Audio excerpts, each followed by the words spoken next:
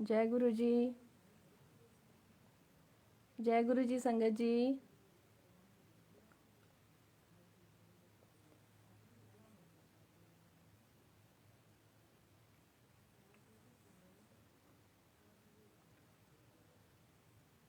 जय गुरु जी। गुरु जी के चरणों में कोटि कोटि प्रणाम। गुरु जी की प्यारी संगत को जय गुरु जी। संगत जी आवाज़ आ रही है? जय गुरु जी। नीलम आंटी जय गुरु जी। बधाइयाँ आपको बहुत बहुत जन्मदिन की। और केक बड़ा अच्छा था। जय गुरु जी। जय गुरु जी। शुक्राना गुरु जी। महाराज आप सबको ब्लेस करें, सरबत का भला करें, बेटे को बहुत खुशियाँ दें मालिक, सब कुछ बख्शे जो वो अपनी ज़िंदगी में उसकी इच्छा हो। जय गुरु जी। शुक्राना गुरु जी। संगत जी जैसे नीलम आंटी ने कहा कि न्यू ईयर पे बहुत नेटवर्क इशू था और गुरु जी महाराज की कृपा से एक पत्ता भी नहीं हिलता। तो पहले तो लाइफ जो चलती है लेकिन उनके चरणों से जुड़ने के बाद सच्ची बात है कि हमारी एक सांस भी अगर आती है तो उनकी की मर्जी से ही आती है, नहीं तो सब उन्हीं के हाथ में है, मालिक के हाथ में है। संगत जी पर वो अरदास करो सच्चे मन से, सच्ची अरदास, सरबत के भले की अरदास या कुछ अच्छी अरदास हम करते हैं गुरुजी महाराज से तो वो ज़रूर सुनते हैं। मैं हर बुधवार को जब मैं आती हूँ तो मालिक से यही कहती हूँ कि महाराज सबको सत्संग करवाएं, सब आपका गुणगान करें। और जैसे कि मैं अपनी जर्नी में हमेशा ये आपको बताती हूँ कि गुरुजी महाराज के स्कूल में जब हमारा एडमिशन होता है तो नए नए सवाल होते हैं, नई संगत से हम मिलते हैं। तो जब पहली बार मैं सत्संग में गई थी तो मुझे ऐसा लग रहा था महाराज बहुत अनजान सी जगह है और मुझे कुछ नहीं समझ में आ रहा, सब नए लोग हैं, तो मैं कैसे यहाँ पे मतलब आपने चरणों से तो जोड़ लिया पर मैं संगत से कैसे वो कर पाऊंगी। तो महाराज की तो प्लानिंग हमसे अच्छी होती है ना संगत जी। उन्होंने, जैसे मैं हमेशा कहती हूँ कि मेरे को पहले ही सत्संग में एक ऐसे, उनका तो बहुत विशाल जैसे यूनिवर्सिटी स्कूल या पीएचडी लेवल का उनकी सब चीज़ें होती हैं। तो जब लेकिन वो छोटे से हम जब एडमिशन लेते हैं तो छोटा बच्चा जैसे रोता है और डरता है कि पुरानी चीज़ों का हाथ कैसे वो अपने घर को छोड़ के आता है तो स्कूल में जाने से कैसे वो रोता है, तो मैं ऐसे ही डर रही थी। तो महाराज ने इतने अच्छे से और इतनी प्यारी प्यारी संगत से, अब तो बहुत ज़्यादा ही लोगों से मेरे को जोड़ दिया, बहुत प्यारी संगत से जोड़ दिया। पर शुरू में हमें कोई ऐसा चाहिए होता है तो वो जो छोटा सा स्कूल कहूँ या जो मेरी क्लास जो जिनसे मुझे जोड़ा और जिनसे मैंने सब कुछ सीखा, मैं उस दर पे आके उधर का शुक्राना करना चाहती थी। मालिक ने आज वो मुझे सेवा बख्शी। संगत जी वो संगत का घर मेरे घर से 4-5 किलोमीटर दूर है और मैं मालिक से ये अरदास करके निकली थी। जैसे आंटी ने कहा कि न्यू ईयर पे सत्संग कर रहे थे तो नेटवर्क इशू बहुत था, लेकिन संगत इंतज़ार करती है तो वो एक संगत में ही गुरु बसते हैं। तो बहुत टेंशन थी, रेड लाइट भी आई, आज पहली बार रेड लाइट भी आई। लेकिन संगत जी जैसे अभी मेरे को 5 मिनट का टाइम मिला तो मैंने सोचा, जब वो कैब वाले ने मुझे उतारा तो मतलब मैं इतनी टेंशन में थी कि संगत इंतज़ार कर रही है और वहाँ पे पहुँचना है, एक कमिटमेंट होती है। संगत जी गुरुजी महाराज को डिसिप्लिन बहुत पसंद था, तो मैं यही अरदास कर रही थी कि मालिक मैं टाइम से वहाँ पे पहुँचूँ। और महाराज ने सुनी। जैसे ही मैं उतरी, गुरु जी, मैं थैंक यू बोलती हूँ हमेशा कैब वाले को, आज मेरे मुंह से ऐसे हाथ जोड़ के मैंने कहा जय गुरु जी, और उसने भी मुझे ऐसे करके नमस्ते किया। तो अब मुझे गुरु जी महाराज मतलब मुझे ऐसा दिखा रहे हैं या मुझे ऐसा लग रहा है कि गुरु जी महाराज की आज की इच्छा थी। तो मैं आज रीना आंटी सत्संग करेंगी, अपनी जर्नी थोड़ा शेयर करेंगी, या जो गुरुजी महाराज उनसे बुलवाएं। खैर मैं कौन होती हूँ, हमारी जबान तो टिकती नहीं है ना अपनी दिमाग लगाने से, तो सॉरी गुरुजी। और रीना आंटी आएंगी तो मैं रीना आंटी को बुलाऊंगी। महाराज शुक्राना शुक्राना, इस वेले का मैं कब से इंतज़ार कर रही थी, तो आज वो वेला आया। थैंक यू गुरुजी। और कोई गलती हुई हो मुझसे तो संगत जी माफ़ करना। आंटी बहुत बहुत बधाइयाँ हो आपको जन्मदिन की। बेटे को भगवान गुरुजी महाराज परमपिता परमेश्वर बहुत ब्लेस करें। जय गुरुजी। रीना आंटी।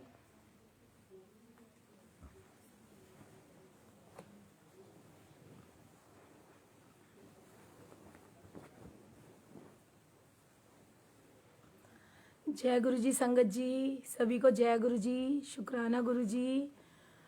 सभी प्यारी साथ संगत को जय गुरु जी, उनके चरणों में कोटि कोटि वंदन। और नीलम आंटी, आपको अपने बेटे के जन्मदिन की ढेर सारी बधाइयाँ हो। गुरु जी महाराज उनको बहुत ब्लेस करें और उनको हर वो खुशी गुरुजी महाराज बख्शे जो एक बेटे के लिए ज़रूरी होती है, एक परिवार के लिए। मैं कहती हूँ गुरुजी महाराज इतनी ब्लेसिंग्स कि हमारे हाथ थक जाए उनको लेते लेते, लेकिन गुरुजी महाराज की बारिश कभी बंद ना हो। तो बहुत बहुत बधाइयाँ हो और शुक्राना। संगत जी, ये मेरा पहला सत्संग है और वैसे तो गुरुजी महाराज रोज़ 2-2, 3-3, 4-4 घंटे सत्संग कराते, लेकिन आज मुझे भी ऐसे लग रहा है जैसे मेरा तो केजी में नर्सरी में एडमिशन हुआ है। तो आज गुरुजी महाराज बस कोई गलती हो तो क्षमा करना, और गुरुजी वही वर्ड मेरे होठों पे आए जो आप चाहते हो कि जो मैं आपका गुणगान करूं। और संगत जी, अगर कोई गलती हो जाए, भूल चूक हो जाए तो माफ़ करना। संगत जी, मेरी जर्नी 2-3 साल पहले की बात है। हमारी सोसाइटी में एक आंटी है, वो मेरे को कहती है कि आंटी हमारे गुरुजी आ रहे हैं और हमारे यहाँ सत्संग है तो आपने ज़रूर आना है। अब गुरुजी से जुड़ने से पहले तो हमें ये लगता था कि पता नहीं सत्संग कितने बोरिंग होते हैं या कैसे होते हैं। तो मैंने बोला आंटी आप बुला रहे हो या सजा दे रहे हो? तो सॉरी गुरुजी, मुझे उस टाइम पता ही नहीं था, समझ ही नहीं थी मुझे किसी भी चीज़ की। तो मैंने बोला आंटी देखो, मैं तो 2 घंटे चुप नहीं बैठ सकती क्योंकि गुरुजी जानते मैं पूरा दिन बहुत बोलती हूँ। तो उस टाइम मुझे लगा कि हाय सत्संग तो कुछ बोरिंग होते हैं, जैसा कि पहले हम देखते थे वो कुछ और ही सत्संग थे। और जो हमारे प्यारे गुरुजी के जो सत्संग है वो तो मैं कहती हूँ कि गुरुजी ऐसा वेला तो हर किसी की लाइफ में आए, हर किसी को सत्संग बख्शे। तो जब आंटी ने मुझे बोला कि 2 घंटे का सत्संग है और ऐसे ऐसे चुपचाप बैठना है, बोलना नहीं है, तो मुझे तो लगा कि जैसे कि गुरुजी ये तो उस टाइम तो गुरुजी भी नहीं बोल रही थी, उस टाइम तो लग रहा था कि ये तो मुझे सजा मिल गई कि ये सत्संग में बुला रही है। तो मुझे पता नहीं था कुछ भी सत्संग के बारे में। अब उस टाइम में बस मन में यही भाव आया कि आंटी ठीक है, सत्संग में तो मैं नहीं आ सकती, मैं लास्ट में आ जाऊंगी, लेकिन आपके जो गुरु हैं, क्योंकि उस टाइम में तो मुझे यही लगता था कि उनके गुरु, अब तो मैं कहती हूँ कि गुरु जी तो सबके गुरु है, वो तो सबके पिताजी हैं। क्योंकि मैं उनको पिताजी बुलाती हूँ, तो क्योंकि कहते हैं ना भगवान से कोई रिश्ता बना लो तो फिर आपकी जर्नी आसान हो जाती है।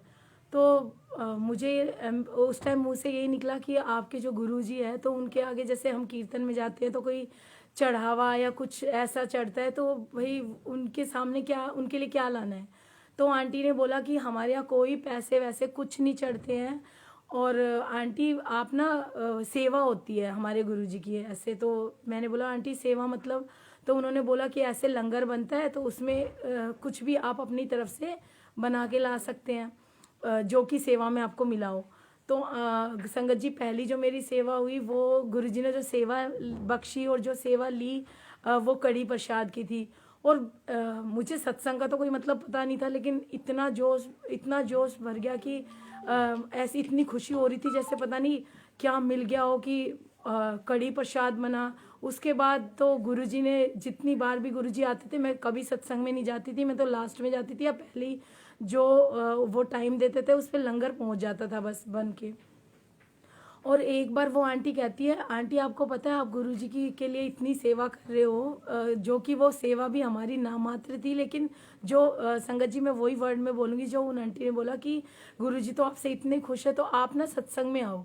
और उस दिन पता नहीं मेरे को भी क्या ऐसा हुआ, तो मैंने बोला ठीक है चलो एक दिन सजाई सही जाके देख लेते हैं।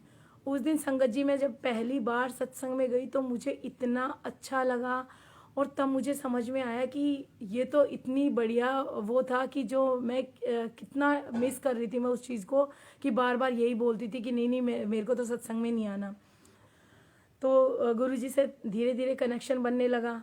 उसके बाद क्या हुआ कि एक दिन मैं सत्संग में गई हुई थी और उस दिन भी गुरुजी ने सेवा बख्शी थी, क्योंकि मुझे शुरू से ही कड़ी प्रसाद, खीर प्रसाद, कड़ा प्रसाद ये इन्हीं से ही गुरुजी ने मुझे जोड़ा, क्योंकि मुझे ना बहुत शौक होता था कि मैं बना के खिलाऊं या कुछ भी। तो गुरुजी ने सेवा बख्शी। तो जब मैं सत्संग में चली गई तो सुबह का टाइम था, अमृत वेला सत्संग था। मैंने आंटी को बोला आंटी मेरे हस्बैंड जाएंगे जल्दी, तो कहती है नहीं आप 9 बजे तक फ्री हो जाओगे। और संगत जी मुझे तो क्योंकि वहाँ जाने के बाद घर याद ही नहीं रहता, तो वहाँ चली तो गई मैं, और मैं तो वहाँ रम गई, मुझे तो याद ही नहीं रहा कि घर में किसने जाना है और किसने क्या करना है। मैं वहाँ से 9:45 बजे आई और पौने 10 बजे जैसे ही मैं घर में एंटर हुई तो हस्बैंड तो चिल्लाने लग गए, पता नहीं कहाँ आंटी रहती है सुबह सुबह, ये वो, मतलब जो कॉमन, ये संगत जी आप सब जानते हो जो घर में छोटी मोटी चीज़ें होती है, क्योंकि अभी कनेक्शन किसी का भी नहीं था घर में। तो बस मेरे मुंह से ये निकला कि मैं कहीं हारने वारने नहीं गई थी, मैं तो अपने गुरु के सत्संग में गई थी। तो हस्बैंड के पैर में दर्द था, उनको प्रॉब्लम हो रही थी कि वो अपनी सारी चीज़ें खुद कर रहे थे। उसके बाद वो ना गुस्से में, बस थोड़ा गुस्से से में ही चले गए कि मैं तो जा रहा हूँ, बस नाश्ता करा और वो चले गए। और जैसे ही वो गए, रास्ते में संगत जी ऐसी ही उस दिन गुरुजी की लीला हुई कि उनका नया आईफोन आया था उस टाइम पे। और सब्जी मंडी में जब वो पहुंचे तो हम कभी भी वो गाड़ी से नीचे नहीं उतरते थे फ्रूट्स वगैरह लेने के लिए, और उस दिन उनका आधा शीशा गाड़ी का नीचे था और वो फ्रूट लेने लग गए गाड़ी से उतर के, और किसी ने ना उनका एप्पल का आईफोन निकाल लिया उसमें से। अब वो 1 घंटे के बाद जब वो घर पे अपने, क्योंकि गुरुजी की महाराज की कृपा से शोरूम है इलेक्ट्रॉनिक्स का, तो वो वहाँ पे पहुँचे, उनको ध्यान आया कि उनकी गाड़ी में तो फ़ोन ही नहीं है। अब घर से फ़ोन आता है कि ऐसे ऐसे फ़ोन चोरी हो गया और मैं तो थाने जा रहा हूँ। अब संगत जी मेरे को तो हो गई टेंशन कि ये लो भाई, अब वो ऐसे मूड से निकले, वो तो अब यही बोलेंगे कि ये इधर उधर गई थी, कलेश करके भेजा और मेरा फ़ोन चोरी हो गया। अब ये संगत जी उस दिन, मतलब मुझे तब तक ये नहीं पता था कि गुरुजी कितने विशाल है, कितनी उनकी कृपा है, कितनी उनकी रहमतें हैं। बस मैं जिन आंटी के यहाँ सत्संग में गई थी, मैंने बोला आंटी ऐसे ऐसे ना मेरे हस्बैंड का फ़ोन चोरी हो गया है और अब तो सारा ब्लेम मेरे ऊपर ही आ जाएगा, किसने क्लेश करके भेजा घर से और देखो ऐसे हो गया। तो मैंने बोला आंटी वो गुरुजी को वो आप क्या बोलते हैं, अरदास भी बोलना नहीं आता था मुझे तो, कि अरदास लगाते हैं कुछ, तो मैंने बोला आप ना प्लीज़ वो गुरुजी से प्रार्थना करो कि ऐसे ऐसे हमारा फ़ोन मिल जाए। तो आंटी के घर में उस दिन कुछ ऐसा था, सत्संग हुआ था तो बहुत सारे उनके रिलेटिव्स भी थे, और संगत जी काफ़ी, संगत का प्यार भी है मेरे साथ, सब लोग बहुत अच्छे से जहाँ भी जाते हैं तो खुश होते हैं। तो वो सारी उनकी परिवार में जितनी भी उनकी संगत आई हुई थी, फैमिली मेम्बर्स या जो भी रिलेटिव्स थे, सब वहीं बैठ गए गुरुजी के चरणों में और उन्होंने सबने अरदास लगा दी। उस दिन एक उनके सत्संग में एक ये भी, क्योंकि मेरा वो पहला सत्संग था, मुझे सिर्फ इतना मेरे कानों में आई थी, वो जो आंटी अपना सत्संग शेयर कर रही थी कि गुरुजी फेसबुक पे ना मैसेज देते हैं। अब वो मैंने भी ऐसे इसी भाव से घर में खोल लिया वो फ़ोन कि मैं भी देखूं कि कुछ मैसेज वैसेज आते हो गुरुजी के। तो उसमें कुछ ऐसा मैसेज था, अभी तो मुझे एग्जैक्ट वो याद नहीं है, लेकिन उसमें ये लिखा हुआ था कि जो अभी हुआ है उससे भी ज़्यादा आपको खुशी मिलेगी। मतलब गुरुजी ऐसा कह रहे हैं उसमें कि परेशानी तो आएगी, लेकिन परेशानी ना बहुत ज़्यादा खुशी भी देखे जाएगी और फेथ भी होगा, कुछ इस टाइप का वो मैसेज था। और जैसे मुझे ऐसे विश्वास हो गया जैसे फ़ोन सच में मिल जाएगा, अंदर से ऐसे ये रहा कि मैं ना गुरुजी, इतनी बात सुनी थी कि भाई काम पूरा होने से पहले ना किसी को भी कुछ नहीं बोलना चाहिए। तो मैंने अपनी सास को बोला कि मम्मी आप टेंशन मत लो, फ़ोन ना मिल जाएगा। तो हमारा, क्योंकि वो उसी चीज़ की शॉप है, तो सारे जो जितने भी शॉप में जितने लड़के थे, सारे कंपनियों वाले ने बोला आंटी फ़ोन कभी नहीं मिलता, आपको पता है एक बार फ़ोन गुम हो जाए तो फ़ोन कहाँ मिलना है। और मेरे को अंदर से इतना विश्वास कि गुरुजी से अरदास लगी है और फ़ोन तो मिल जाएगा।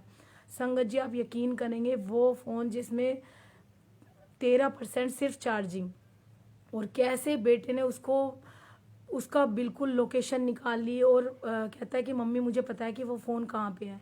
अब आप देखो संगत जी कि कोई फ़ोन जैसी चीज़, ये कोई कहीं फेंक ही दे उसको या कुछ ऐसा ही कर दे, तो मतलब इम्पॉसिबल काम जैसे हो रहा था वो ही हो रहा था। और फ़ोन आगे आगे चल रहा है, बच्चे हस्बैंड सब, और मन से ये अरदास निकली उस दिन की मेरे देवर घर में ही थे, तो मैंने बोला कि आप ना जाओ और बेटे को साथ लेके जाओ, क्योंकि ये वो लोकेट कर रहा था पूरा फ़ोन। तो मैं उसको बोल रही थी कि आप ना जल प्रसाद और जो लंगर प्रसाद वहाँ से जो उस बर्तन में थोड़ा सा प्रसाद आया था, तो मुंह से बस यही निकला कि आप ना ये प्रसाद लेके जाओ बस। वो सुबह से किसी ने भी कुछ खाना वाना कुछ नहीं खाया था, बस वो प्रसाद, वो जल प्रसाद लेके और दोनों चले गए। अब वो चले गए तो लोकेशन, पहले वो आज़ादपुर मंडी की लोकेशन आ रही है, ये लोग पीछे पीछे उसको लोकेट कर रहे हैं, और वो पानीपत तक संगत जी फ़ोन पहुंच गया। और समझ में नहीं आ रहा कि ये फ़ोन है किसके पास, क्योंकि उसमें डबल सिम थी तो एक सिम तो उसने बंद कर दी। अब मुझे इतनी हैरानी हो रही थी, और मैं आज भी वो सत्संग सोचती हूँ कि गुरुजी ने कैसे कृपा करी थी कि सब चीज़ हो रहा है, घर से सब गए हुए फ़ोन के पीछे, और मैं वो मैसेज पढ़ के और फ़ोन को बंद करके आराम से मैंने बोला गुरुजी अब आपके हाथ में लाज है, अगर आप कोई ऐसी पावर हो, क्योंकि मुझे उससे पहले तो कुछ इतना पता नहीं है, बस ये भाव से भोग जा रहा था, सत्संग में जाना हो रहा था, और कुछ यही नहीं पता था गुरुजी के बारे में कि गुरुजी है क्या। और वहाँ पे बस समझ में आ रहा था, ये लग रहा था मुझे उस टाइम में कि बस अब ये मैसेज आ गया है, मुझे भी गुरुजी ने मैसेज दे दिया, फ़ोन तो मिल ही जाना है।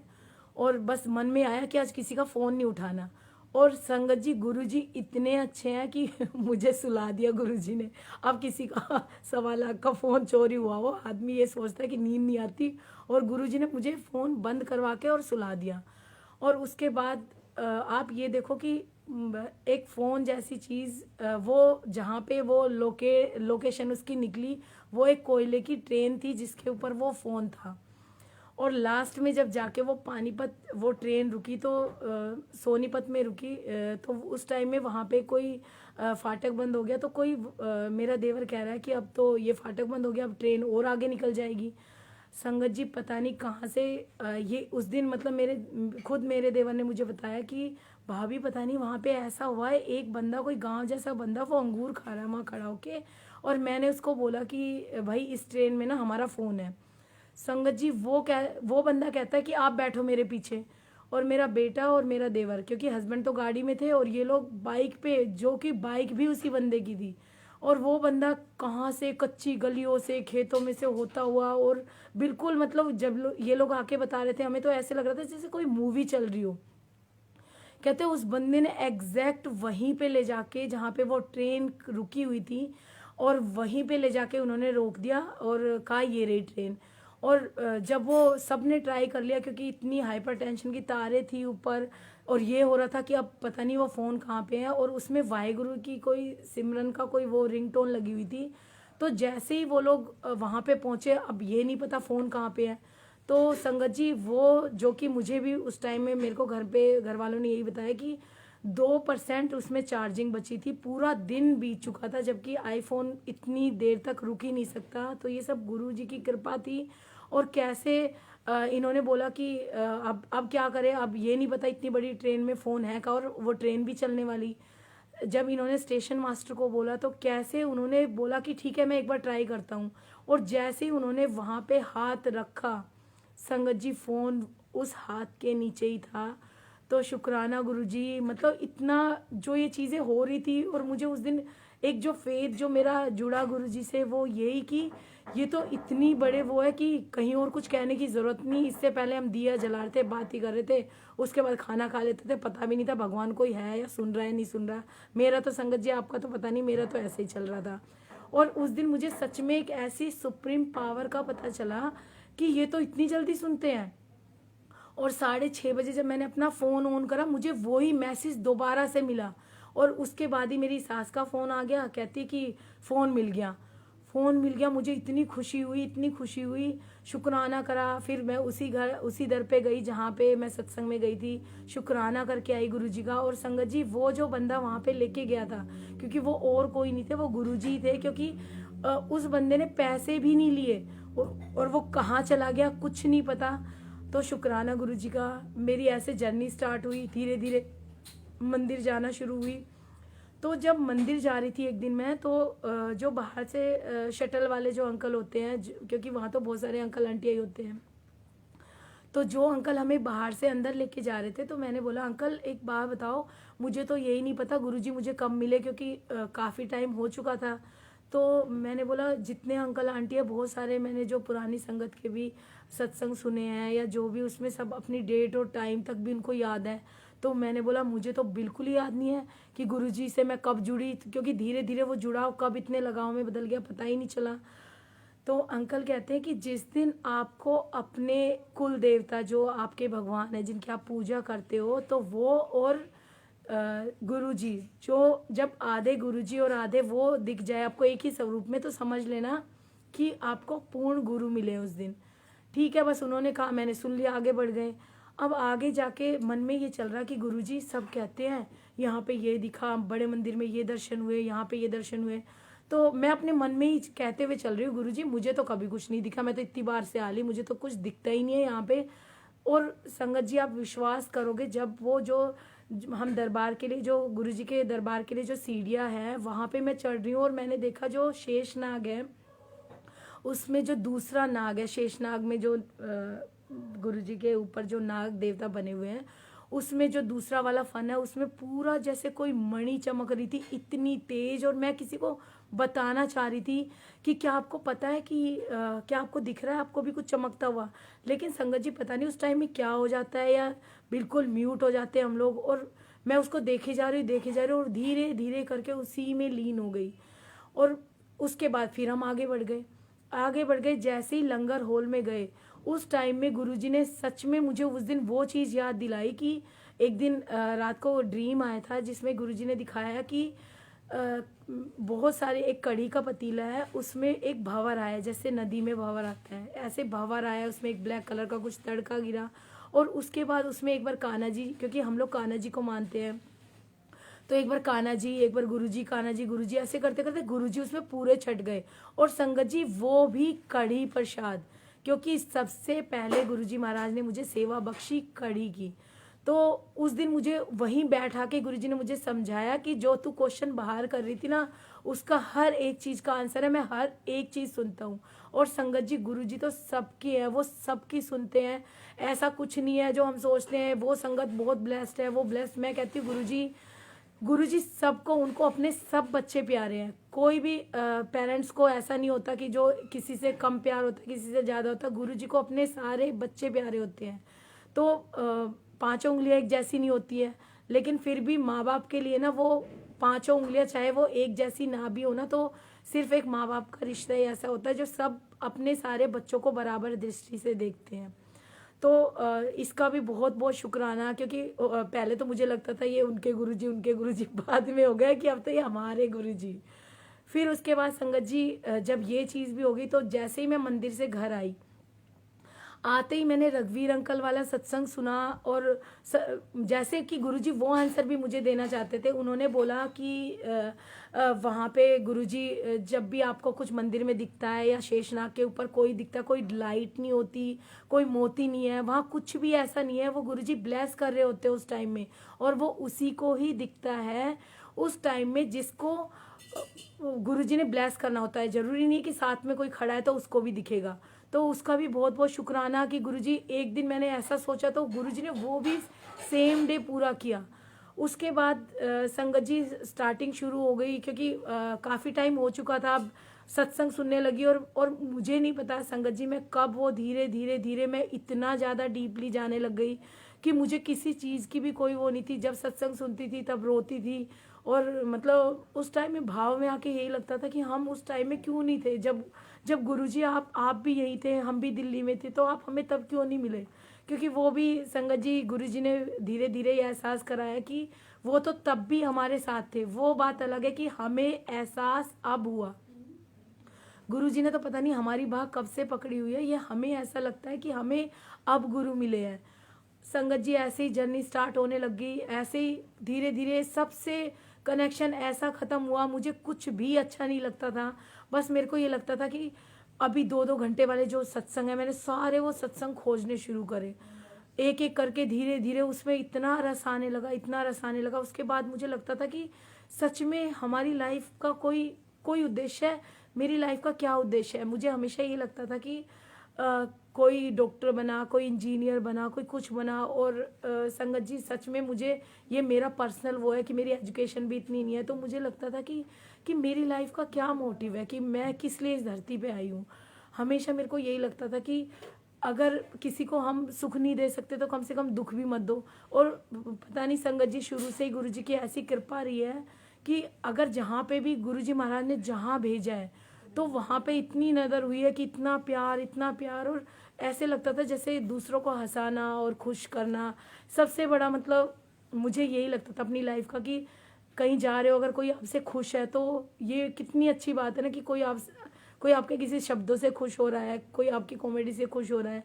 लेकिन जब मैं गुरुजी से जुड़ी तब मुझे समझ में आया कि गुरुजी ने, ये हमारा उद्देश्य ये नहीं है। गुरुजी ने पता नहीं कितनी रूहों को ब्लेस करना है, कितना आगे लेके जाना है, या संगत जी मैं क्या बोलूँ, ये तो मैं शब्द भी पता नहीं बार बार क्यों आता है जुबान पे।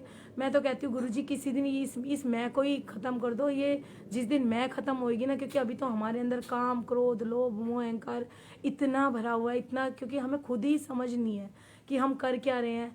गुरुजी ने धीरे धीरे ये एक साल, संगत जी 1 साल पहले तक ये एक घर था, उसके बाद ये गुरुजी का दर बना। जब स्टार्टिंग में पहली बार जब 2-3 बार मैं मंदिर चली गई, उसके बाद ना गुरुजी का मेरा भी मन हुआ कि गुरुजी का स्वरूप घर में आए। और फर्स्ट मेरे बेटे की वर्डिंग ये थी कि देखो ऐसा आपने ये गुरु की फ़ोटो वोटो मत लिया ना घर में। अब मुझे ये लगता था कि गुरुजी सबके घर में, जिसके घर में मैं जाती थी इतने बड़े बड़े स्वरूप होते थे गुरुजी के, और मुझे इतना अच्छा लगता था। पर मेरे मन में यही रहता था कि नहीं, मेरे घर में तो कोई पसंद ही नहीं करेगा, मेरे घर में तो कोई रखने ही नहीं देगा। तो मंदिर से शुरू में भी बस एक छोटा सा जो मिला वही स्वरूप ले आई, मंदिर में रख दिया। लेकिन भाव ऐसे जागृत हो गए, रोज़ सजाना फूल, जबकि संगत जी मुझे रंगोली नहीं आती, लेकिन मैं कहती वो भी गुरुजी ने सब कुछ सिखाया। और धीरे धीरे वो मंदिर में छोटा सा स्वरूप ने कब इतना बड़ा दरबार का रूप ले लिया। धीरे धीरे जर्नी शुरू हुई।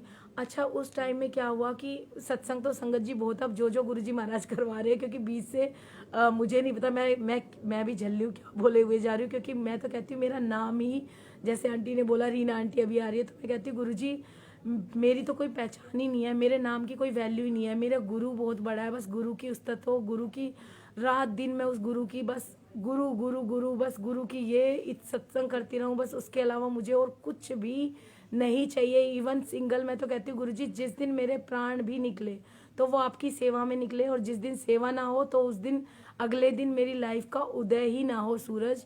तो मैं तो यही कहती हूँ कि मुझे नहीं पता संगत जी साथ साथ में मतलब मेरे भाव को भी समझना, क्योंकि मुझे कभी कभी एक्साइटमेंट में ना ध्यान भी नहीं रहता कि मैं क्या से क्या बोले जा रही हूँ। तो जब शुरुआत यहाँ से हुई कि सत्संग कराते गुरुजी का, और बेटे का ये था कि इसने कनाडा जाना है, तो कनाडा की भी एक संगत के थ्रू ही ऐसे पता चला कि ऐसे ऐसे उनकी बेटी कनाडा में, पता नहीं मुझे अपने आप अंदर से क्यों ऐसे भाव जागृत हुए कि इसको अब वहीं जाना है। इसका बीच में ही संगत जी कॉलेज भी छुड़वा दिया और इसकी आइल्स की तैयारी शुरू करवा दी। अब संगत जी क्या हुआ कि ये मेरे मन में ये चल रहा था कि जब इसका ये काम पूरा होएगा तो उसके बाद मैं शुक्राने का सत्संग कराऊंगी, क्योंकि हम तो बहुत छोटी सोच के है ना, हमें तो काम बने उसके बाद सोचते कि ये इस चीज़ का ये शुक्राना हो। उसके बाद संगत जी क्या हुआ कि धीरे धीरे गुरु जी के मैसेज आने शुरू हुए। तो जब मैं एक दिन सुबह उठी तो मैसेज आया हुआ था कि पहले तू मैंने घर तो बुला तभी तो तैनू ब्लेस करांगा, तू ये क्यों सोचती है कि शुक्राने जब काम बनेगा तो शुक्राना होएगा। उसके बाद आंटी मुझे इतना मतलब अंदर से ऐसे जैसे कोई किसी चीज़ ने मतलब बिल्कुल कनेक्ट कर दिया हो। तो मैंने अपनी सास को बोला, मम्मी गुरुजी तो बोल रहे हैं पहले उनको घर आना है। तो संगत जी फिर गुरुजी के घर आने की जर्नी शुरू हुई। फिर उसके बाद जो जिस आंटी ने मुझे जोड़ा था तो मैंने उनको बोला आंटी ऐसे ऐसे ना गुरुजी का सत्संग कराना है। तो आंटी ने बोला ठीक है। सत्संग की तैयारी शुरू हुई और संगत जी ऐसे मन में वो हो गया कि जैसे एक आंटी के घर में ना मैं अमृत वेला सत्संग के लिए जाती थी और मुझे नहीं पता संगत जी वो अमृत वेला था या जो भी था, क्योंकि मैं तो वहाँ जाके बैठ जाती थी। उसके बाद मैंने तो एक ही चीज़ सीखी थी कि गुरुजी आपने जो कराना वो करा लो। कितनी बार तो मुझे शायद ऐसे लगता है कि बैठने के बाद मैं सो ही गई होंगी, लेकिन एक नियम ऐसा बना क्योंकि मुझे लगता था यहाँ तो गुरुजी का कोई गद्दी नहीं लगी हुई है तो शायद यहाँ मैं नहीं कर पाऊँगी। तो वो संगत आंटी ने मुझे बोला कि आंटी आप मेरे घर आ जाओगे सुबह सुबह 5 बजे। तो मैंने बोला हाँ आंटी मैं आ जाऊँगी। और संगत जी आज तक मेरे घर वालों को नहीं पता कि मैं सर्दियों में 5 बजे 4:30 बजे ही सुबह निकल जाती थी स्कूटी लेके और उन आंटी के घर पे, क्योंकि मतलब एक जुनून था कि मुझे तो गुरुजी से मिलना है। बाकी अमृत वेले में क्या था उस टाइम में तो मुझे ये भी नहीं पता। और उस टाइम में लेकिन संगत जी एक चीज़ और हो रही थी मेरे साथ कि गुरुजी वो सारी प्लेलिस्ट मुझे सुनवा चुके थे। जब मैं वहाँ जाती थी तो मैं कहती थी अरे ये तो मेरी सुनी हुई है, ये तो मेरी सुनी हुई है। और वो आंटी बोलती थी आंटी आप जुड़े तो अभी हो और आपने तो सारे ही सुन रखा है, क्योंकि संगत जी हमें भी मैं हो जाती है। और जब कोई संगत मेरे से उसके बारे में कुछ डिस्कस करती मुझे सारी प्लेलिस्ट याद होती और वही लाइन में भूल जाती। फिर मुझे ये लगा कि ये हो क्या रहा है कि ऐसा बार बार मैं तो सारा सुन चुकी हूँ। फिर समझ में आया कि जो ये अहंकार होता है ये भी चोरी से आता है, ये भी किसी भी चीज़ की मैं तो बहुत बुरी होती है। फिर गुरु जी से अरदास करी, फिर उस चीज़ को आके फिर दिन में सुनने लगी। क्योंकि संगत जी मैं आप सबसे भी यही बोलूँगी कि जो ये प्लेलिस्ट होती है ये कोई हम अपनी मर्जी से नहीं सुनते हैं। चाहे रिंकू वीर जी है, चाहे हरबंस जी है, चाहे जितने भी रागी हुए हैं, आपको जिसका समझ में आता है उसका सुनो, और खाली सुनना ही नहीं है, उसको अपनी लाइफ में लेना है। क्योंकि संगत जी मैं तो सिर्फ अपने एक्सपीरियंस बता सकती हूँ, बाकी जितनी भी संगत के मैंने सुने हैं सत्संग, सब इतने भाव वाले, इतने भाव वाले। क्योंकि गुरुजी के लिए कुछ कोई अमीर नहीं, कोई गरीब नहीं, कोई छोटा नहीं, बड़ा नहीं, बस एक आपके भाव वहाँ पे मैटर करते हैं, आपके भाव। और जो हम प्लेलिस्ट सुनते हैं वो हम नहीं सुन रहे, वो हमारा गुरु हमें सुनवा रहा है। क्योंकि जब आप केजी में नर्सरी में हो तो केजी में भी तो वो बढ़ाना है ना उनको, आपको तो वो आपको क्या करना है और क्या नहीं करना, ये मुझे जो समझ में आया संगत जी मैं अपना बताऊंगी। क्योंकि जब मैंने प्लेलिस्ट सुनी उससे पहले घंटों फ़ोनों पे बात होती थी संगत जी, घंटों। क्योंकि जियो वाले ने इतनी ऐश करवा रखी थी, अपना 2-2 घंटे फ़ोन चल रहे थे। लेकिन जब गुरु जी से जुड़ी समझ में आया ये बातें तो सब निंदा है। क्योंकि जहाँ भी हम 2 बंदे तीसरे का जिक्र करेंगे वो निंदा होगी। और मैं तो कहती हूँ 2 बंदे से भी क्यों बात करनी है, गुरुजी बैठे हुए हैं घर में। और जब हमें ये बताया कि हमारे किसी भी ऐसी बात से पता नहीं कब हम दूसरों के भी कर्म अपने सर पे चढ़ा लेते हैं, तो संगत जी क्योंकि अपने तो काटे नहीं जा रहे और उनके भी ले लिए सर पे।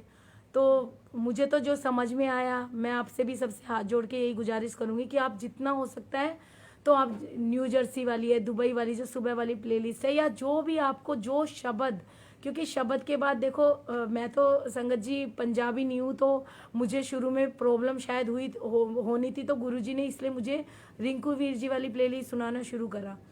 तो जब वो प्लेलिस्ट सुनती थी तो उसमें मुझे बार बार ये लगता था कि मुझे नहीं करना। क्योंकि वो एक ही लाइन बोलते हैं, जहाँ से आपको समझ में आए वहीं से मुड़ जाओ।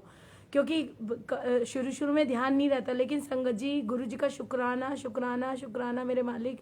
अब तो बस बख्शीश ही मांगते हैं कि हर चीज़ में बख्शो हमें, सेवा भी यही बख्शेंगे, क्षमा भी यही देंगे, अहंकार से भी यही बचाएंगे। गुरुजी आप हर चीज़ से गुरुजी ने ही बचाना है हमें। और जितना जितना हम सुनेंगे वो रिमाइंडर होता रहेगा। और एक दिन ऐसा आएगा संगत जी कि आपको समझ में आने लगेगा कि सच में ये जो हमने बातें करी वो तो बातें कोई काम की थी ही नहीं। और एक बात बताओ, जिस बात से ना हमारा भला है ना दूसरे का है, तो हमने करनी क्यों है। फिर जब गुरु जी, अगर हम कहते हैं ना संगत जी गुरु तो सबको मिलता है, लेकिन उस गुरु को संभाल हर कोई नहीं पाता। गुरु तो सबका है, वो तो हमारे बाप है, वो तो हमारी माँ है, सब कुछ वो ही है। लेकिन मैं तो ये मैं भी क्यों आती है, सॉरी संगत जी, बस गुरु जी से यही अरदास है कि हर किसी संगत को यही चीज़ समझ में आए कि खाली सिर्फ गुरु जी करने से या ये करने से भी गुरु जी खुश नहीं होते। वो खुश होते हैं हमेशा कि वो हमें अच्छा, सच्चा और नेक बनाना चाहते हैं। क्योंकि गुरुजी चार बंदों को एक में ही लंगर क्यों करवाते, क्या उनको क्या वहाँ पे प्लेटों की कमी थोड़ी ना है, वो तो परमात्मा का घर है। लेकिन उसको भी कि 4 बंदों को कैसे कैसे ब्लेस करना है। हम संगत जी हमारी सच में आदत इतनी खराब है, हर बंदे को देख के सोचते हैं हाँ वो बंदा कितना ब्लेस्ड है, कितना। और मैं ये कहती हूँ संगत जी मेरे से ज़्यादा ब्लेस कोई नहीं है। मेरे से इन द सेंस जो कोई भी ये सोचता है उससे ज़्यादा ब्लेस उस टाइम में कोई नहीं होता। आप ये देखो कोरोना काल आया, इतना टफ, इतना मुश्किल टाइम आया, उस टाइम में हम अपने घर में बैठे हुए हैं, बच्चों के साथ हैं, हर चीज़ का वो सुख है, खा रहे हैं, पी रहे हैं, सब कुछ कर रहे हैं। तो संगत जी सबसे कीमती तो हमारी सांसें हैं जो कि गुरुजी महाराज देते हैं, और वो किसी भी पैसे से नहीं खरीद सकते हम। वो कहीं आपको ना किसी कोई डॉक्टर आपको दे सकता है, ना कोई पैसा आपको बचा सकता है। तो सबसे कीमती गुरुजी ने क्या दी, हमें वो सांसें दी। तो वो चीज़ हम भूल जाते हैं और बस हमें ये लगता है वो आदमी कितना ब्लेस्ड है, मतलब जिसके पास 4 गाड़ी है, बंगले हैं, ये है वो है। और मैं कहती हूँ संगत जी गुरुजी को तो सिर्फ भाव चाहिए आपके, उनको किसी की गाड़ियों से कोई मतलब नहीं है, किसी से कोई लेना देना नहीं है। क्योंकि मुझे तो ये लगता है गुरुजी बस कम ही देना, ज़्यादा दोगे तो फिर अहंकार आ जाएगा। और चाहिए ही क्यों, जब लेके एक सुई भी नहीं जानी है तो फिर इतना सब जोड़ के ये सब करके, अरे भाई जितनी जो सांसें परमात्मा ने दी है, अपने गुरु का गुणगान करो और संगत को जोड़ो ताकि उनको भी कोई परेशानी में है, हमारे कहने से कुछ नहीं होगा। मैं तो कहती हूँ किसी की सुनो भी मत, क्योंकि गुरुजी ने जो प्लेलिस्ट सुना के जो ज्ञान थोड़ा बहुत, ज़्यादा नहीं संगत जी, क्योंकि मैं तो अभी ज़ीरो हूँ, तो जो थोड़ी बहुत चीज़ें समझ में आई वो यही है कि ना सुननी है और ना किसी को कहनी है। जब गुरुजी साक्षात बैठे हैं वो हमारी हर चीज़ें सुनते हैं, हर चीज़ें।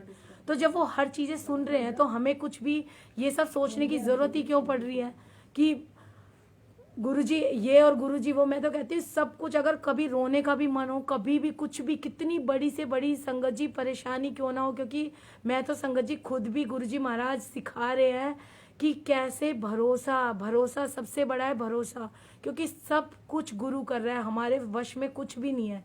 तो जब भी आप परेशान होते हो, चाहे वो परेशानी कितनी बड़ी क्यों ना हो, क्योंकि संगत जी सबको पता है गुरुजी नींबू वर्गा निचोड़ेंगे, तो नींबू वर्गा जब निचोड़ेंगे तो उसमें परीक्षाएं भी होगी, और जब कभी प्राप्ति होने वाली होती है गुरु की कृपा, चाहे वो अमृत वेला लगा लो, चाहे कोई भी ऐसा काम हो संगत जी, आपकी परीक्षाएं डबल ट्रिपल 4 गुना बढ़ेगी। वो 4 गुना इसलिए क्योंकि देखो इतनी आसानी से तो भगवान भी आपको कुछ नहीं देगा ना, क्योंकि जब हमारा भांडा ही साफ नहीं है संगत जी, अंदर तो काम क्रोध लोभ मोह अहंकार खुद भरा हुआ है। मैं क्यों दूसरे के अवगुण देखूं, क्योंकि खुद मेरे अंदर इतनी बुराइयां हैं। तो मैं तो खुद ये कहती हूँ गुरुजी पहले तो मेरी इस बुराइयों को दूर करो, क्योंकि कोई भी बुरा नहीं है, कोई भी संगत जी सबसे प्यार करो, गुरुजी तो सबसे प्यार करते हैं, उनके लिए कोई भी बुरा नहीं है। और वो जो हमें मैसेज देना चाह रहे हैं, सिर्फ ये नहीं है कि घर में स्वरूप लगा लिया गुरुजी का और जी सत्संग करा लिया, क्योंकि सत्संग का मेन, सत्संग का अर्थ ही है सत्य का संग। तो सच हमने बोला नहीं, निंदा हमने कर बैठे, तो संगत जी एक बात बताओ फिर फायदे कहाँ से होंगे, फिर चीज़ें समझ में आती है। देखो फलानी तो भाई बहुत ज़्यादा ब्लेस्ड है, मैं कहती हूँ आंटी सब ब्लेस्ड हो, अंकल सब ब्लेस्ड हो, और गुरुजी महाराज तो इतने अच्छे। मैं तो खुद अंकल सच में आंटी संगत जी सबको मैं एक यही बात बोलना चाहूँगी कि 1 साल पहले मुझे ऐसे लगता था, 1 साल पहले मुझे ऐसे लगता था जैसे कि पता नहीं ये मेरे घर में भी कभी ऐसा हो पाएगा कि गुरुजी के सत्संग होंगे या गद्दी लगेगी। संगत जी जिस संगत का मैंने जिक्र करा मैं उनका भी शुक्राना करती हूँ, जिस संगत ने मुझे जोड़ा उनका भी शुक्राना। मैं तो कहती हूँ उनके चरणों में कोटि कोटि प्रणाम, जो इतनी जिन्होंने मुझे गुरुजी से जोड़ा, क्योंकि मुझे तो गुरु शब्द का भी अर्थ नहीं पता था। और आज मैं इस चीज़ को संगत जी फील कर पा रही हूँ कि अगर हमें गुरु ना मिले होते ना तो हम तो नरक में ही थे। और अब हर दिन हर पल ऐसे लगता है कि नया दिन है, हर दिन कोई टेंशन नहीं है, कोई गम ही नहीं है, क्योंकि वो गुरुजी ऐसा नहीं है कि गुरु से मिलने के बाद आपको टेंशनें नहीं होगी, टेंशनें तो आएगी, गुरुजी की परीक्षा ही भी आएगी, लेकिन मैं कहती हूँ परीक्षा भी उन्हीं ने लेनी है और पास भी उन्होंने ही करना है। जब मैं उन संगत के घर गई तो मैंने बोला आंटी अमृत वेले का टाइम था और संगत जी मुझे नहीं पता उस दिन मुझे क्या हुआ था, ऐसा पूरा ब्लैंक कि मुझे कुछ एक वन वर्ड भी आज तक याद नहीं है। और वो ऐसा दिन था जैसे बिल्कुल काला घोर अंधेरा, और मैं बड़ा जैसे अंदर से इतना अपने आप को टूटा हुआ फील कर रही थी उस दिन। तो उन संगत ने मुझे बोला आंटी क्या हुआ, कोई टेंशन है, घर में परेशानी है। और जैसे ही आंटी ने ये बात बोली मेरा तो वैसे ही रोना छूटा। मैंने बोला आंटी मैं क्या करूँ, घर में छोटा सा घर है और गुरुजी की गद्दी कहाँ लगेगी, मुझे तो कोई जगह दिख ही नहीं रही, क्योंकि गुरुजी के सामने सोफे हैं। अभी जो अब तो आप संगत जी देख पा रहे हो गुरुजी ने इतना प्यारा सोना सा दरबार बना दिया, लेकिन पहले जब तक ये घर था तो इसमें मुझे तो कहीं समझ में नहीं आ रहा था। आंटी ने बोला आप टेंशन मत लो, देखो मैं तो जुगाड़ू संगत हूँ, आपके यहाँ सारे जुगाड़ हो जाएंगे। और मुझे इतनी खुशी हुई, इतनी खुशी हुई, तो मैंने बोला मैं ना अपने घर के फ़ोटो खींच के लेके गई थी। मैंने बोला आंटी आप ये देखो कि गद्दी कहाँ लगेगी। और संगत जी सच में शुक्राना उस संगत का भी, उन्होंने आके बोला कि देखो आंटी यहाँ गद्दी लग जाएगी और आप टेंशन मत लो, क्योंकि घर में कोई ऐसा सोफ़ा भी नहीं था, क्योंकि एल टाइप का इतना बड़ा सोफ़ा है, पहली बार सत्संग हो रहा है, मुझे कोई एक्सपीरियंस नहीं है, मुझे चोले भी लगाने नहीं आते थे। अब तो गुरुजी ने इतना ट्रेन करा हुआ है कि संगत जी अगर रोज़ चोले भी ना चेंज होना तो मुझे परेशानी हो जाती है। मैं कहती हूँ गुरुजी आप मुझे सोने सोने अच्छे लगते हो, रोज़ देखो जब गुरुजी साक्षात बैठे हैं हम चेंज कर रहे तो आप भी चेंज करो। तो ये तो अपने भाव है, ऐसा नहीं है कि वो गुरुजी यही कहते हैं मुझे ये पहना ये कर, लेकिन मुझे अच्छा लगता है कि गुरुजी आप मुझे ऐसे ही सुंदर लगते हो, और जो संगत आती है वो भी इतना खुश होके जाती है आपको देख के। उसके बाद संगत जी शुरुआत हुई गुरुजी के चोले की। अब वो जो गद्दी थी, जो 7 सीटर सोफा होता है उसके साथ में जो सेटी होती है, गुरुजी की पहली गद्दी, वो भी आज तक संगत जी गुरुजी ने उस गद्दी पे से भी छोला हटने ही नहीं दिया, क्योंकि गुरुजी तो कभी ऊपर दरबार लगवाते कभी नीचे लगवाते, तो दोनों गद्दियाँ यूज़ होती है गुरुजी की। तो जब वो उसके पीछे बैक नहीं थी, अब मेरी टेंशन फिर शुरू हो गई कि अब मैं क्या करूँ, इसके पीछे तो बैक नहीं है, अब भगवान जब बैठेंगे तो पीठ तो होनी चाहिए। तो उन्होंने बोला कोई बात नहीं, पीछे दीवार है उसके पास बड़ी बड़ी 2 हम कुशन बड़ी वाली गद्दियाँ लाएंगे, वो सब हो जाएगा। संगत जी शुरुआत हुई गुरुजी का, हम पहले जो पहला छोला आया, जो चोले का भी नहीं पता था मुझे, तो जो गुरुद्वारे से फतेहनगर गुरुद्वारे से वहाँ से भी मैं गुरुजी का घर ही मानती हूँ कि वहाँ से गुरुजी के लिए पहला रुमाला जो गुरुद्वारे में बिछाते वो वाला रुमाला लाके, और फिर पता नहीं मन में भाव यही आ रहा था कि इसको पूरा करते हैं अब, जैसे चोला बनता है पूरा। तो संगत जी एक जो संगत जिनकी बेटी कनाडा में थी, और जिन्होंने मेरे को ये मन में जिनको देख के गुरुजी ने भाव डाला था कि तेरे बेटे ने भी अब वहीं जाना है। और संगत जी मैं उन संगत को बोलती हूँ आंटी मुझे गुरुजी का छोला का मुझे नहीं पता छोला कहाँ पे मिलता है कैसे क्या, तो वो कहती है कि क्योंकि वो खुद गुरुजी के छोले बहुत सुंदर बनाती है, तो आंटी ने बोला आंटी ये मेरी सेवा है, मैं पूरा करूँगी। मैंने बोला ठीक है जय गुरुजी। संगत जी मैं वहाँ चली गई तिलक नगर, और वहाँ पे जहाँ पे भी हम लोग गए हर जगह गुरुजी का स्वरूप, हर जगह। और मैं कह रही कि क्योंकि देखिए अपने भाव से तो मैंने यही बोला गुरुजी आप प्लीज़ मेरे साथ चलो, आपको जैसा चोला पहनना है तो आप वैसा ही लेके आना। तो गुरुजी साथ ही गए हमारे, क्योंकि उस टाइम में तो इतनी समझ नहीं थी, बस इतने ये आया कि गुरुजी का कोई आ रहा है पहला जो चोला, तो गुरुजी को साथ लेके जाना है। और भाव से मैंने कह दिया, और मैं तो कह के भूल भी गई। और उसके बाद वहाँ पे जब गई हूँ तो हर जगह गुरुजी के स्वरूप लगे हुए, और मैं कह रही हूँ गुरुजी आप तो हर जगह बैठे हुए हो। और वहाँ से संगत जी सारा फैब्रिक जो एक्स्ट्रा लेना था लिया, उस संगत को दिया, और मैं वापसी में आ गई।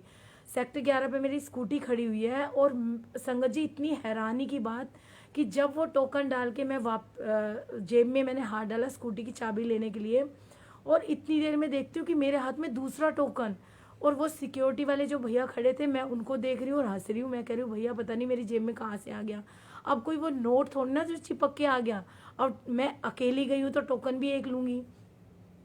अब उसके बाद ना अगले दिन मालिक ने सेवा, अब तो खैर लॉकडाउन हो रखा है तो समोसा प्रसाद में सेवा बख्शी हुई थी। तो अगले दिन हम लोग मंदिर के लिए जाते हैं, तो मेट्रो में मैं एक आंटी को कहती हूँ कि आंटी आपको पता है कल ना गुरुजी वहाँ गए थे हमारे साथ ना, वो मैं चोला लेने गई थी, सॉरी मैं चोला लेने गई थी गुरुजी का, और देखो मेरी जेब में दूसरा टोकन। मुझे एकदम से संगत जी याद आया कि गुरुजी थे वो तो, क्योंकि दूसरा टोकन कहाँ से आया। ऐसे करके संगत जी होना शुरू हो गया, गुरुजी का सत्संग शुरू हुआ, चोला बन गया, सब कुछ हो गया। और संगत जी यही सोचा था आज गद्दी लगेगी, और एक दिन के बाद जैसे कि सत्संग होता है तो गद्दी बढ़ा देंगे। मुझे कुछ भी नहीं पता था कि मालिक ने तो अब ये इसको अपना दर बनाना है, मुझे नहीं पता था कि कैसे गद्दी लगनी है क्या होना है, बस यही था कि आज सत्संग हो गया और अगले दिन गद्दी बढ़ा देंगे। उस दिन संगत जी जब पहला सत्संग हुआ घर में तो मैं इतना रोई, मेरा रो रो के मेरा मुंह लाल हो गया, और सब मुझे देख रहे हैं, और मेरे बच्चे ऐसे मतलब उनको टेंशन हो रही है कि पता नहीं मम्मी क्यों इतना रोए जा रही है, और मुझे इतना रोना आ रहा था। मैं कह रही हूँ सब कहते हैं हमें यहाँ गणपति दिखे, यहाँ गुरु नानक दिखे, यहाँ गुरुजी दिखे, और मुझे तो कुछ दिख ही नहीं रहा है, और मैं रोऊँ सबको सब कुछ दर्शन देखे, और मैं रोऊँ कि मुझे तो कुछ ना दिखे।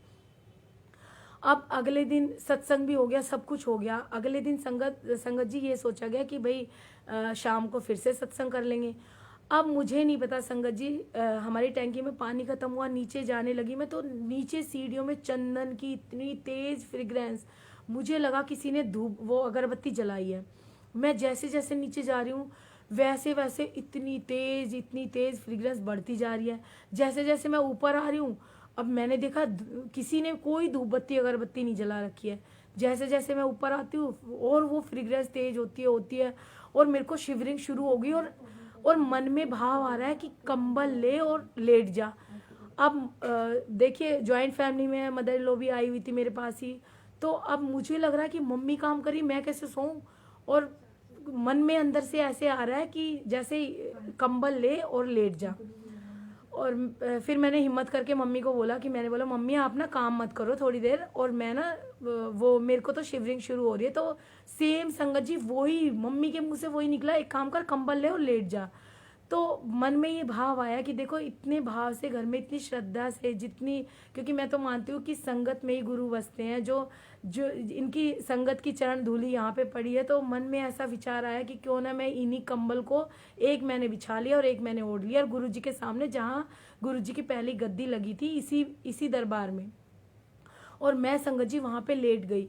और आधे घंटे तक गुरुजी ने जो मूवी चलाई, पूरी फिल्म, जैसे बड़े शिवलिंग के दर्शन हो रहे हैं गुरुजी के, जो आप मतलब जितने भी ऑरेंज चोले में गुरुजी, येलो चोले में, ब्लैक चोले में, मतलब इतने ज़्यादा दर्शन। और तब मुझे समझ में आया कि गुरुजी मुझे यहाँ दर्शन देने के लिए ये सब चीज़ें वो लीला रच रहे थे। और मुझे संगत जी में कोई गहरी नींद में भी नहीं थी, लेकिन मुझे इतने विशाल रूप के गुरुजी ने दर्शन कराए, और लगातार जैसे कोई मूवी चलती है ऐसे ऐसे, पहले ऐसे 1 स्वरूप 2 स्वरूप ऐसे चलता रहा। आधे घंटे के बाद मैं उठी, शुक्राना करा गुरु जी का, क्योंकि मुझे संगत जी इतना कुछ पता ही नहीं था कि ये सब चीज़ें हो क्या रही है, क्योंकि मेरे को तो बस ये था भोले भाव से जो करा रहे थे वो मैं कर रही थी, बस गुरु जी बस ये आगे आगे मैं पीछे पीछे। अब दूसरा दिन भी हो गया, दूसरे दिन भी संगत आई। अब दूसरे दिन संगत जी जो संगत आई, तो जो गुरुजी ने तो मेरी परीक्षा, मुझे लगता है पहले दिन से ही परीक्षा शुरू कर रखी थी। और उस दिन क्या हुआ कि मन ऐसा आ रहा था कि गुरुजी आपने समोसा प्रसाद बनाना सिखाया है, तो आपके लिए मैं अपने हाथों से ही बनाऊं। तो संगत भी कम आई थी, और 8-10 संगत जो पहले दिन नहीं आई थी, गुरुजी ने अगले दिन वो संगत बुलाई उनको ब्लेस करने के लिए। तो समोसा प्रसाद बनाने लगी। तो संगत जी सबके लिए समोसा प्रसाद हो गया, लेकिन जिस संगत ने मुझे जोड़ा था, थोड़ी देर के बाद वो संगत आती है और कहती है आंटी आपको पता है अभी ना मैं नुक्कड़ पे देख के आई हूँ, पता गुरुजी का बड़ा मन था समोसे और छोले खाने का। और संगत जी मेरे ऐसा फितूर कि हाय मेरे गुरु को ये खाना है, और मेरे मन में ये भी कि गुरुजी मैं किसी रेहड़ी पे से लेके आपको कैसे खिला दूँ, लेकिन मन में बार बार भाव आया कि नहीं, अगर संगत कह रही है तो गुरु ने ही खाना होगा।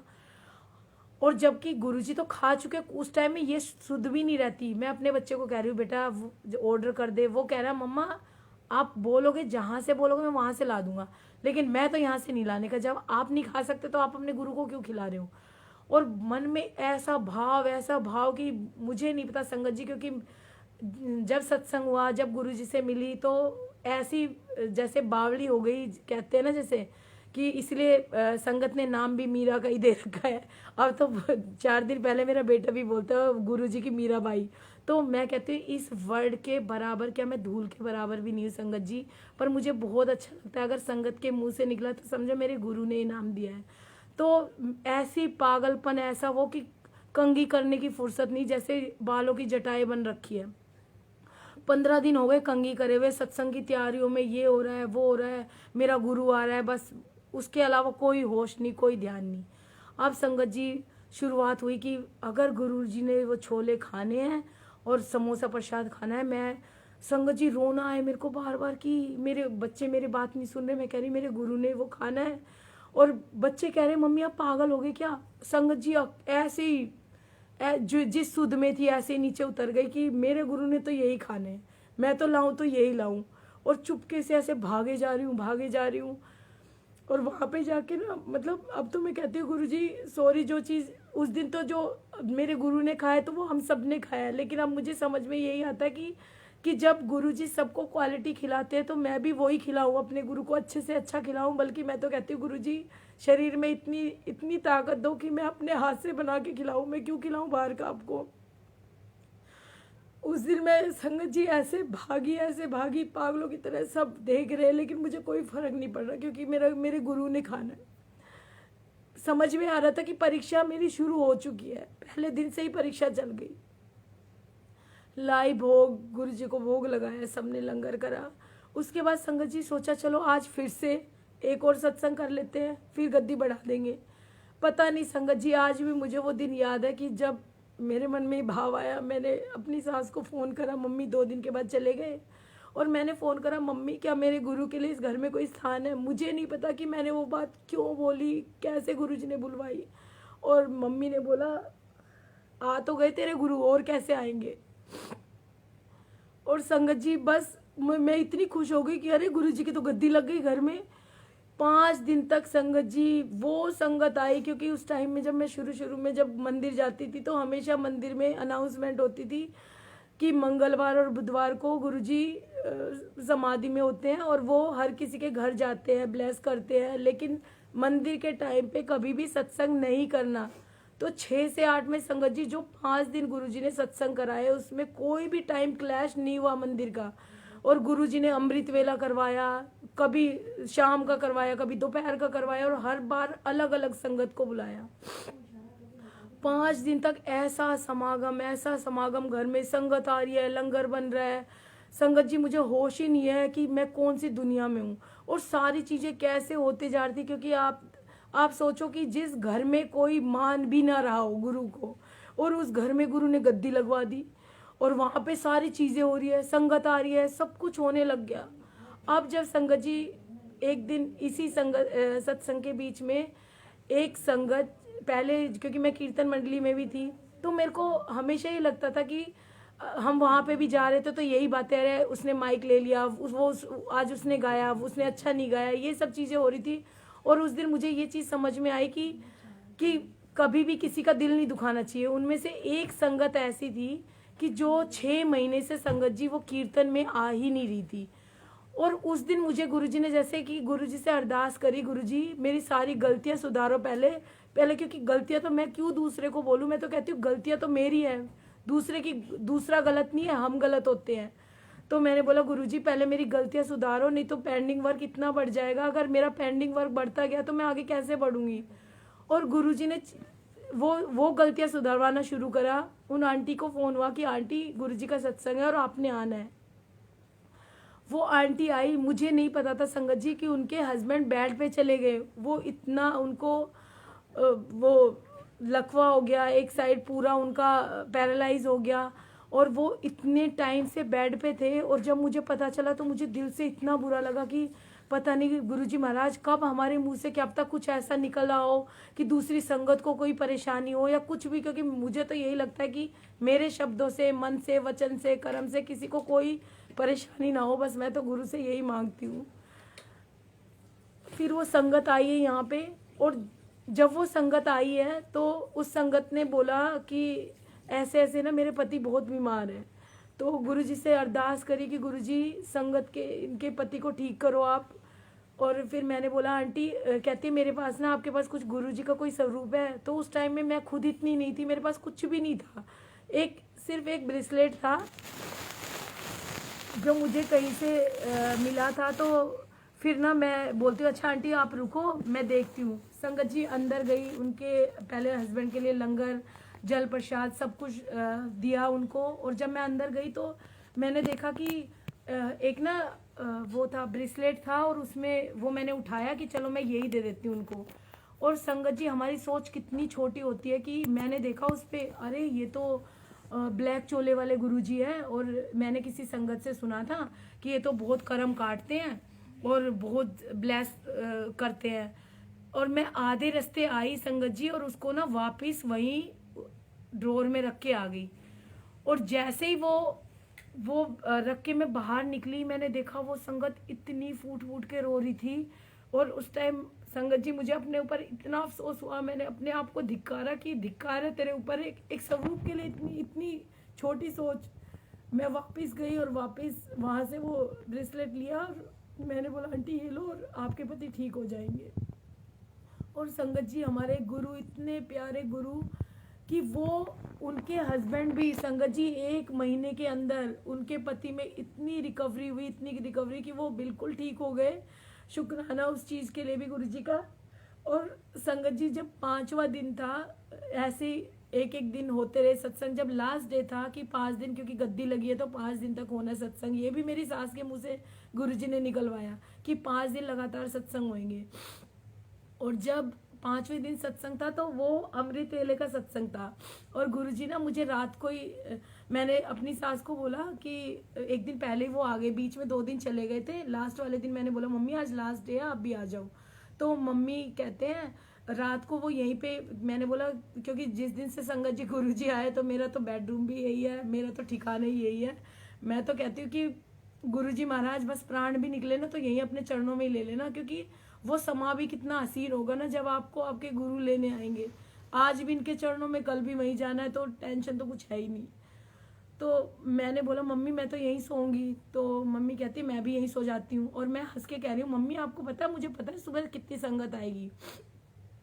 तो मम्मी कहती तुझे कैसे पता? मैंने बोला पता तो गुरुजी ने बता दिया मुझे, लेकिन मैं आपको नहीं बताऊंगी, मैं ना सुबह बताऊंगी आपको जब संगत आ जाएगी तब। कहते ठीक है। संगत जी सुबह जब संगत आ गई, आके चली गई, तो मैं कह रही हूँ गुरुजी ये तो मेरे मन का ही वहम था, है वही जल्दी बनी रहती हूँ, तो ऐसे ही गुरुजी ने बता दिया मेरे को कितनी संगत आएगी। और देखो आज फिर मेरा आइडिया गलत हो गया।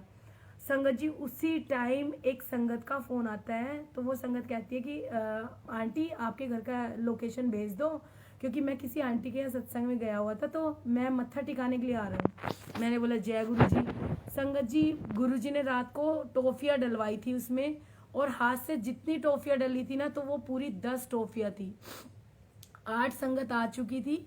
और मैं कह रही गुरुजी ये तो मेरा ही वहम था कि शायद ना, मुझे ऐसे लग रहा था कि ऐसा होता है वैसा होता है, लेकिन ये ऐसा कुछ नहीं है। अभी तो मैं बहुत कच्ची हूँ इन चीज़ों में। और संगत जी मुझे नहीं पता था उन अंकल के साथ एक और अंकल आए। उन अंकल ने भी नहीं बोला था कि मेरे साथ कोई और संगत आ रही है। और जैसे ही वो आए दरबार में, मैं इतनी खुश हुई। मैंने बोला वाह गुरुजी ये तो बिल्कुल करेक्ट था आपने, इसका मतलब मुझे सही आइडिया हुआ था कि मेरे गुरु ने बताया मुझे कि कितनी संगत आएगी।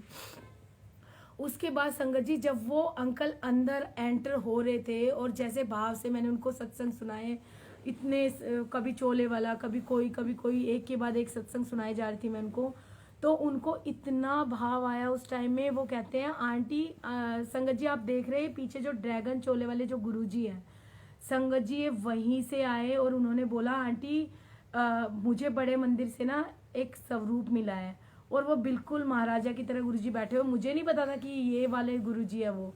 तो कहते कि आंटी गुरुजी तो मुझे कह रहे हैं कि दरबार में ही आना है मैंने।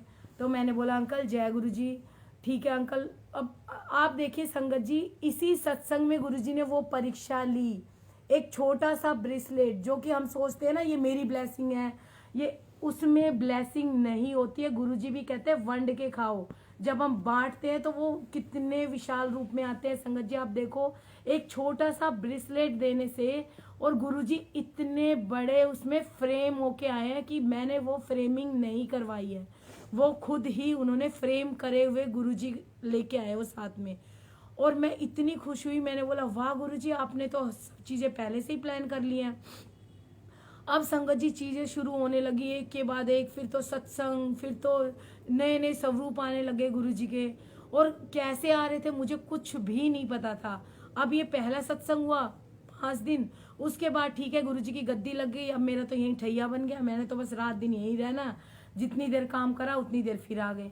अब संगत जी जब ये चीज़ें शुरू हुई तो उसके बाद जब काफ़ी टाइम हो गया तो उस टाइम में मतलब मन में ये आया कि अब गुरुजी अब तो आपने देखो अपना दर बना ही लिया है, तो अब कुछ ऐसा करो कि जो ये मतलब जो कोई दुखी हो, जिस संगत को आपके पास आना हो, तो वो संगत बेझिझक यहाँ पे आ सके।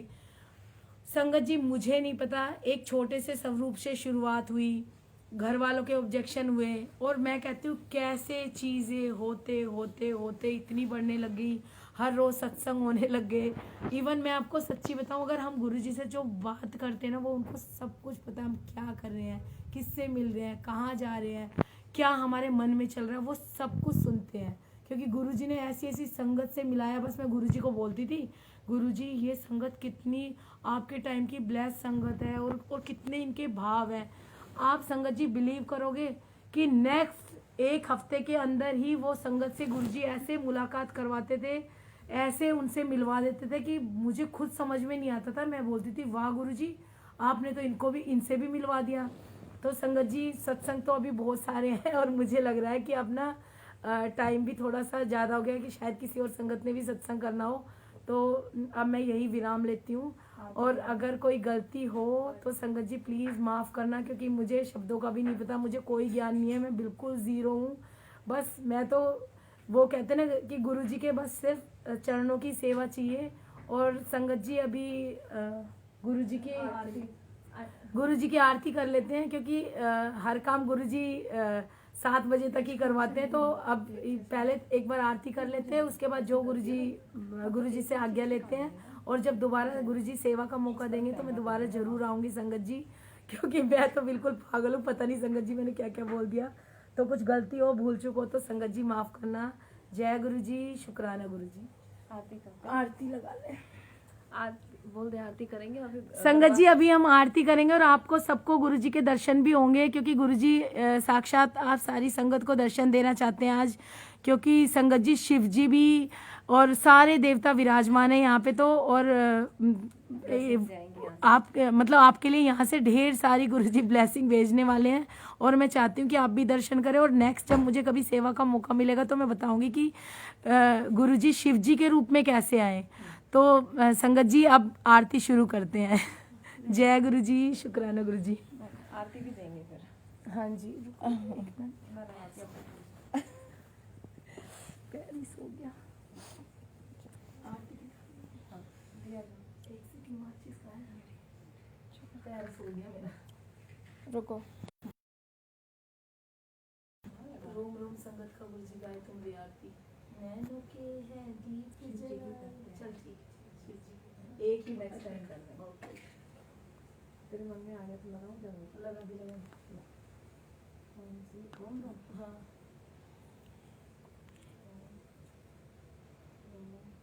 संगत का गुरु जी गाए तुम रे आरती। संगत का गुरु जी गाए तुम रे आरती। नैनों के हैं दीप जला, पलकों से ना नैनों के दीप जला।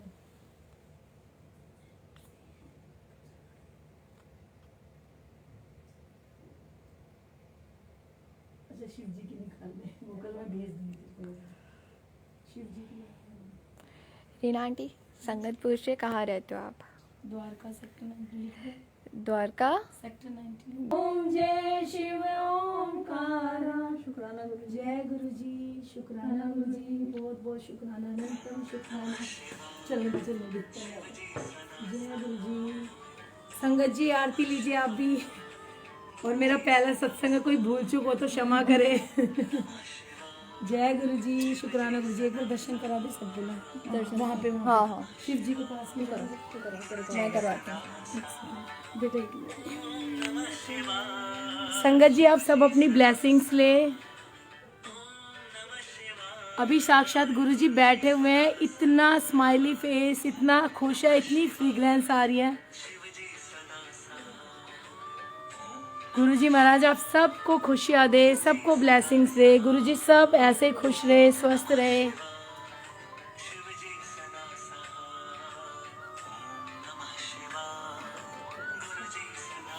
चरण के दर्शन करा दो। मैंने कराया।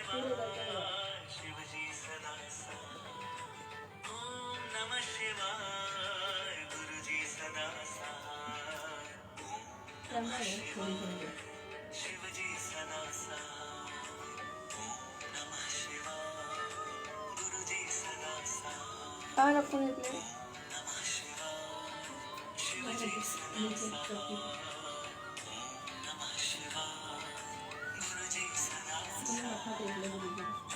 आरती के बाद पीछे में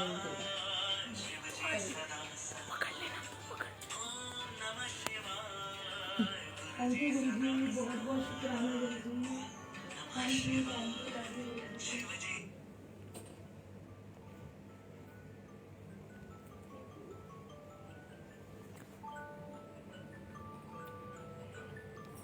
ओके संगत जी, जय गुरु जी, शुक्राना गुरु जी।